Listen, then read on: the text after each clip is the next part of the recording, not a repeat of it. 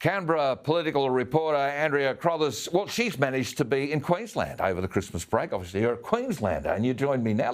Can we look back over 2021, the political year? This national cabinet thing, I'm not a fan, but of course it's good grist for the mill. There's been, 59 meetings?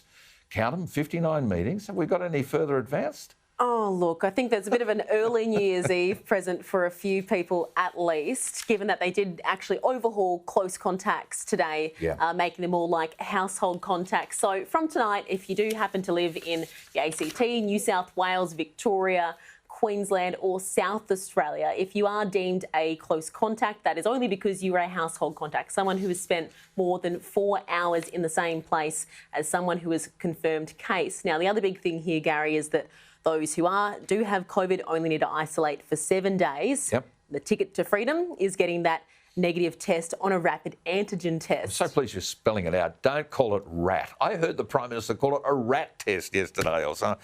Anyway, that's the ticket to freedom. Yeah, and that's the ticket to freedom. Okay. And when it comes to close contacts, I guess you also have to use a rat test, a rapid antigen test. No, don't do it. And if you're symptomatic, that's the only reason when you then need to use a PCR test. So the Prime Minister, he was pretty happy about this one today because he did finally manage to get most people on the same page. Yeah, but will they all stay on the same page? That's the thing we're all going to be watching, because the Premier's come out of these meetings. The Prime Minister seems to be, as was said the other night by Scott Prasser, a spokesman for the Premiers. Then they go off and do their own thing. Yeah, and we have already heard some reaction on that. We will go to Scott Morrison first. OK. If you don't fulfil this definition of a close contact, then there is no need for you to be in that line. You should go home. Go to the beach. Go and do what you want to do. Read a book in the park. So all states are on board. Tasmania kicks in 1 day later. The NT still needs to formulate its response. WA, they've already come out, unsurprisingly, saying that, look, not us, just not yet. The settings agreed at National Cabinet today are for jurisdictions with a high caseload environment, with thousands of daily cases.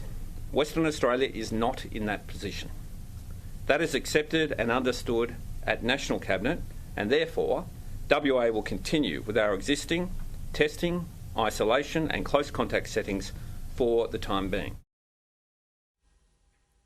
So there is a bit of a big stoush here around those rapid antigen tests. There's two things really at play here. One is the lack of supply, because obviously demand has been skyrocketing. The other one then is why did it take so long for Australia to get on board? Because the Therapeutic Goods Administration, as you'd know, only approved it back November 1, whereas places around the world have been using them for months now. And a Queensland company has been offering them for sale for 6 or 8 months to other countries, not to here. I mean, that's one aspect of it. I mean, Mark McGowan basically said, Sandgrape has come home.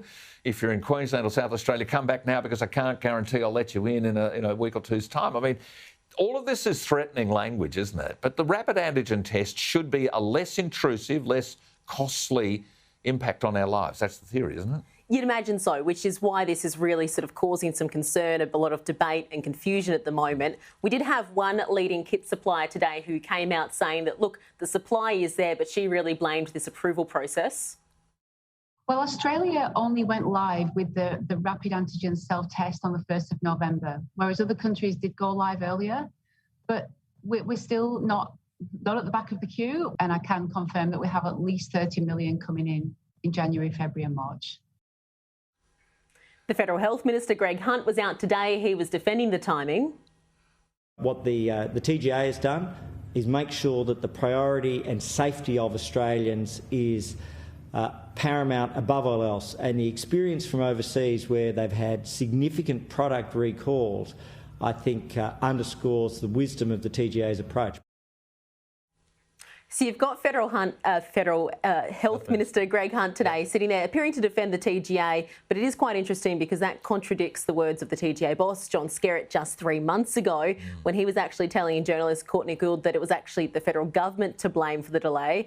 And I quote, "We can't formally make an approval decision until we get a signal from the government. It's a decision for the government as to when they feel an appropriate time is to commit to such tests." So Scott Morrison, he was asked about this today. Who should we believe? This is how he responded. Applications are made to the TGA, and the TGA independent of government, makes decisions about whether they're approved or not. That's how the system works.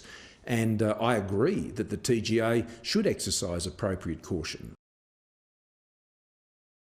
Well, I mean, let's face it, Andrea, the Prime Minister had to find the money to buy this. States were supposed to find the money to buy the kits to use in states. And that's kind of the point I was making earlier, that the Prime Minister will do his part, kits for aged care, and the states are meant to do their part, kits for everybody else. But there's this complete stoush between the states. It's all ugly. It's creating an uncertainty, and reasonably, people just want to get on with their lives.